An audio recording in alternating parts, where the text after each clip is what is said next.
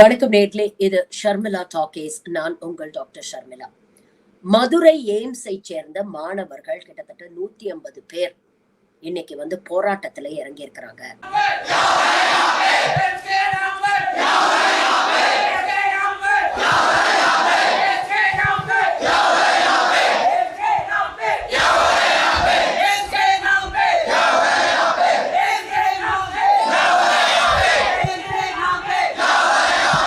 என்னடா இது, இல்லாத காலேஜ்ல எப்படி மாணவர்கள் அப்படின்னு யோசிக்கிறீங்களா? 2015 மதுரையில ஒரு எய்ம்ஸ் கட்ட போறோம் அப்படின்னு மோடி அரசாங்கம் அறிவிச்சது. 2019 ஜனவரி மாதம் அதுக்கு அடிக்கலும் நாட்டிட்டு போனாரு. அதுக்கப்புறம் இன்னைக்கு பாத்தீங்கன்னா 2015 ஆரம்பிச்சு இன்னைக்கு கிட்டத்தட்ட 10 வருஷம் ஆக போகுது.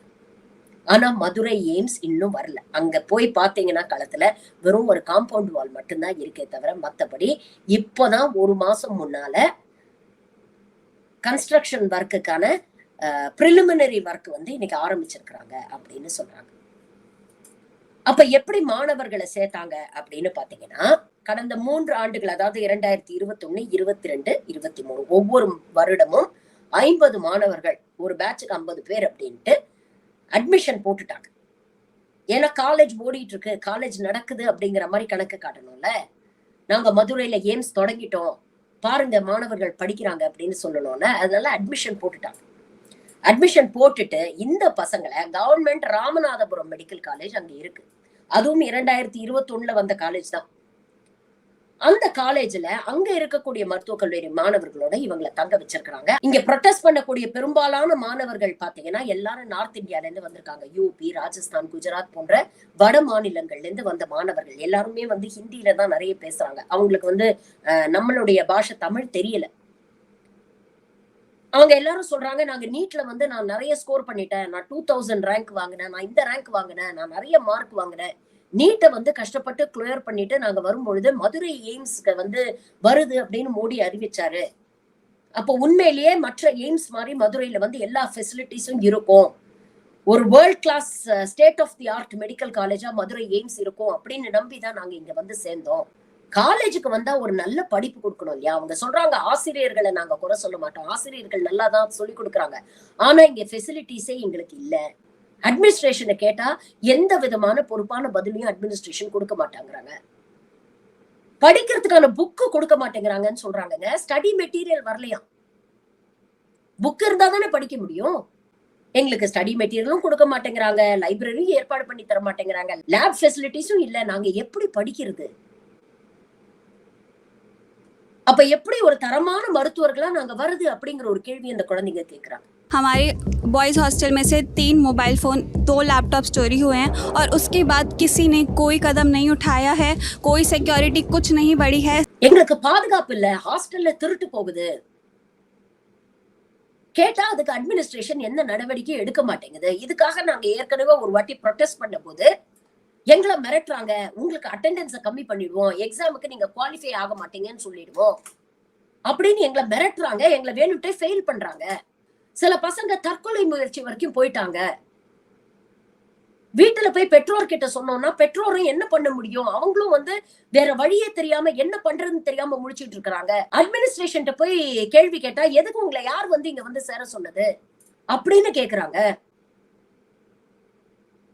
எங்களுக்கு ஏதாவது ஒரு தீர்வு கொடுங்க, எங்களை வேற ஏதாவது ஒரு எய்ம்ஸ்க்கு மாத்தி விடுங்க, இல்ல ஜிப்மர் பாண்டிச்சேரி பேரண்ட் இன்ஸ்டிடியூஷனுக்கு எங்களை மாத்தி விடுங்க, எங்களால படிப்பை இங்க தொடர முடியாது அப்படின்னு சொல்றாங்க. அவங்க இன்னொரு விஷயமும் சொல்றாங்க, எங்களுக்கு இங்க லாங்குவேஜ் ப்ராப்ளமா இருக்கு. यहाँ पे फूड प्रॉब्लम, लैंग्वेज प्रॉब्लम, जिसकी वजह से कई बच्चे सर इमोशनली डैमेज होते हैं. எல்லாரும் ஹிந்தியில தான் பேசுறாங்க. எங்களுக்கு பிராக்டிகல்ஸ்க்கான வழியே இல்ல. கவர்மெண்ட் ராமநாதபுரம் மெடிக்கல் காலேஜுக்கு போனா எங்களை ஓபிக்குள்ள பேஷண்ட் பார்க்க விட மாட்டேங்கிறாங்க, இன்பேஷண்ட்ல விட மாட்டேங்கிறாங்க. எங்களுக்கு ஆபரேஷன் தியேட்டர்ல எங்களுக்கு அனுமதி கிடையாது. கேட்டா இது உங்க கேம்பஸ் கிடையாது, இங்க உங்களுக்கு எல்லாம் அனுமதி கிடையாது, வேணா வார்டுல போய் ஒரு 4 பேஷண்ட்டை பாருங்க அப்படின்னு சொல்றாங்க.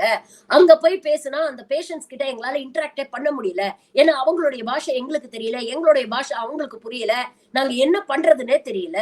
जब उनको पेशेंट से इंटरेक्शन ही नहीं हो रहा है और सबसे बड़ा यहाँ लैंग्वेज का जो इश्यू है, ना हमें कोई मदद कर रहा है यहाँ पे, ना कोई यहाँ पे कोई. ஒரு கவர்மெண்ட் மெடிக்கல் காலேஜுக்கு அதிகபட்சம் ஏழை எளிய மக்கள் தானே வருவாங்க. அவங்க அந்த ஊர்ல இருக்கக்கூடிய வட்டார வழக்கு தானே பேசுவாங்க, அந்த ஊர்ல இருக்கக்கூடிய பாஷை தானே பேசுவாங்க, மொழியை தானே பேசுவாங்க. இடைப்பு மொழியான ஆங்கிலம் எத்தனை பேருக்கு தெரிஞ்சிருக்கும் ஏழை எளிய மக்கள்ல?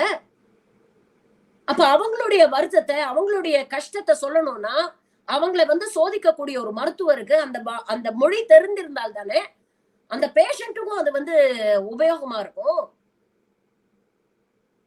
அப்ப இந்த மாதிரியான விஷயங்கள் எப்படி பேஷண்ட்டையும் அஃபெக்ட் பண்ணுது பாருங்க. அப்ப இந்த பசங்க எந்த அளவுக்கு கடுமையான ஒரு மன உளைச்சல்ல இருக்கிறாங்க. படிப்பும் சரியில்லை, அடிப்படை வசதிகளும் இல்ல. சரி, கொஞ்சம் ரிலாக்ஸ் பண்றதுக்காக போய் ஏதாவது விளையாடலாம்னா பிளே கிரவுண்டு கிடையாதான். சரி, லைப்ரரியாவது போய் புக்ஸ் எடுத்து படிப்போம்னா அங்க லைப்ரரியிலும் புக்ஸ் இல்லையா. சரி, கொஞ்சம் மனச இலகுவாக்குறதுக்கும் கொஞ்சம் திசை திருப்பறதுக்கும் ஏதாவது கொஞ்சம் வெளியில போவோம், ஏதாவது 4 பேரோட சேர்ந்து ஏதாவது பண்டிகை கொண்டாடலாம்னா அதுக்கும் பர்மிஷன் கொடுக்க மாட்டேங்கிறாங்க. இப்ப எப்படிப்பட்ட ஒரு வாழ்க்கையில, எப்படிப்பட்ட ஒரு சிக்கல்ல இந்த குழந்தைங்க மாட்டிட்டு இருக்காங்க யோசிச்சு பாருங்களேன். இதெல்லாம் எதனால? அந்த பசங்க சொல்றாங்க 5 எய்ம்ஸ் அனௌன்ஸ் பண்ணாங்க, மதுரை எய்ம்ஸோட சேர்த்து. பாக்கி 5 எய்ம்ஸ் காலேஜ் கட்டி முடிச்சு இன்னைக்கு நடந்துகிட்டு இருக்காங்க, எல்லாம் பசங்க படிச்சுக்கிட்டு இருக்காங்க. நாங்க மட்டும் என்ன இழிச்சவாங்களா அப்படின்னு கேக்குறாங்க. அப்ப இது எல்லாத்துக்கும் என்ன காரணம் அப்படிங்கறத யோசிச்சு பாருங்களேன். இந்த பாஜக அரசாங்கத்துடைய வெட்டி வீம்பு. தமிழ்நாடு இவங்களுக்கு தோதான ஒரு மாநிலமா இல்ல. தமிழக மக்கள் இவங்களுக்கு ஓட்டு போட மாட்டேங்கிறாங்க, தமிழக மக்கள் இவங்களை சட்டே பண்ண மாட்டேங்கிறாங்க அப்படிங்கிற ஒரே காரணத்துக்காக இன்னைக்கு மாநிலத்தை பழி வாங்கறதா நினைச்சுக்கிட்டு அப்பாவி குழந்தைங்களை பழி வாங்கிக்கிட்டு இருக்கு இந்த அரசாங்கம். அந்த குழந்தைங்க கேக்குறாங்க, நாக்கு அப்படிங்கிற மாதிரி கேள்வி கேக்குறாங்க. ஒரு டாக்டர் ஏதாவது தப்பு பண்ணிட்டாருன்னா ஒட்டுமொத்த சமுதாயம் அவரது எதிர்த்து போராடுறீங்கல்ல. இங்க டாக்டர்களுக்கே பிரச்சனை நடக்குது, யாராவது ஒருத்தர் இதை பத்தி எங்களுக்காக பேசுறீங்களா? இந்த ஒன்றிய அரசாங்கம் அதை பத்தி ஏதாவது கவலைப்படுதா அப்படிங்கிற ஒரு கேள்வியை கேட்கிறார். இப்படிப்பட்ட சூழல்ல நாங்க படிச்ச டாக்டரா வரோமே, பிரதமர் மோடியோ இல்ல சுகாதாரத்துறை அமைச்சரோ எங்க கிட்ட வைத்தியம் பார்த்துப்பாங்களா? இல்ல அவங்க குடும்பத்துல இருக்கிறவங்க எங்க கிட்ட வைத்தியம் பார்த்துக்கிறதுக்கு அனுப்புவாங்களா அப்படிங்கிற கேள்வி கேட்கிறாங்க. இவங்க நீட்டை கொண்டு வரும்போது என்ன சொன்னாங்க? நீட் எக்ஸாம கிளியர் பண்ணி வந்தாதான் தரமான மருத்துவர்கள் கிடைப்பாங்க அப்படின்னு சொன்னாங்கல்ல. லட்சக்கணக்கில் செலவு பண்ணி கோச்சிங் கிளாஸ் எல்லாம் அட்டென்ட் பண்ணி நீட்ல நல்ல மார்க் எடுத்துட்டு தான் இங்க வந்திருக்கிறாங்க. இன்னைக்கு என்ன குவாலிட்டி எஜுகேஷன் அவங்களுக்கு கிடைக்குது? அப்போ நீட் எக்ஸாம் பாஸ் பண்ணா தரமான மருத்துவர்கள் கிடைப்பாங்க அப்படின்னு பாஜக அரசு சொல்றது பொய்.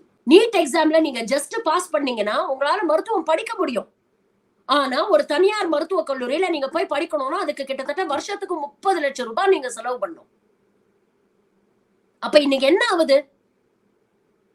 கஷ்டப்பட்டு படிச்சு 400, 450 மார்க் எல்லாம் வாங்கக்கூடிய பசங்க பிரைவேட் மெடிக்கல் காலேஜஸ்ல அப்பா அம்மாவுக்கு ஃபீஸ் கட்டுறதுக்கு சக்தி இல்ல, அவங்களால அவ்வளவு ஃபீஸ் கட்ட முடியாது அப்படிங்கறதுனால எங்களுக்கு மருத்துவமே வேணாம்னு போயிட்டு இருக்காங்க. ஆனா கட் ஆஃப்க்கு ஜஸ்ட் ஒரு 1-2 மார்க் அதிகம் வாங்கிட்டு ஜஸ்ட் பாஸ் பண்ண பசங்க எல்லாம் அப்பா அம்மா லட்சக்கணக்கில் கோடி கணக்குல செலவு பண்ண தயாரா இருக்கக்கூடிய பசங்க எல்லாம் இன்னைக்கு நீட்ல ஜஸ்ட் பாஸ் பண்ணிட்டு தனியார் மருத்துவக் கல்லூரிகள்ல மருத்துவம் படிக்கிறாங்க. அப்ப எங்க தரமான மருத்துவர்களை நீங்க எப்படி உருவாக்குறீங்க? வருஷத்துக்கு 30 லட்சம்னா 5 வருஷத்துக்கு யோசிச்சு பாருங்க. 1.5 கோடி 2 கோடி போட்டு மருத்துவம் படிக்கக்கூடிய ஒரு பையன் சமூகத்துக்கு சேவை செய்யணும்னு நினைப்பானா, இல்ல போட்ட முதலீட திரும்ப எடுக்கணும்னு நினைப்பானா? ஏழை எளிய மக்களுக்கு மருத்துவம் அப்படிங்கிறது ஒரு எட்டாக்கனவா இன்னைக்கு மாறிடுச்சு. காசு இருக்கிறவன் இந்த நாட்டுல என்ன வேணா படிக்கலாம் அப்படிங்கிற ஒரு நிலைமைக்கு கொண்டு வந்துட்டாங்க. ஆனா இதெல்லாம் பத்தி மோடி கவலைப்பட மாட்டார். 2047ல விக்சித் பாரத் ஆயிருமோ. இன்னைக்கு சோத்துக்கு வழி இல்லடா, சோறு போடுறான்னு கேட்டா 10 வருஷத்துக்கு அப்புறம் உனக்கு பிரியாணி போடுறோம்னு சொல்லுது இந்த அரசாங்கம். அப்படிதான் இருக்கு அவங்களுடைய தேர்தல் அறிக்கை.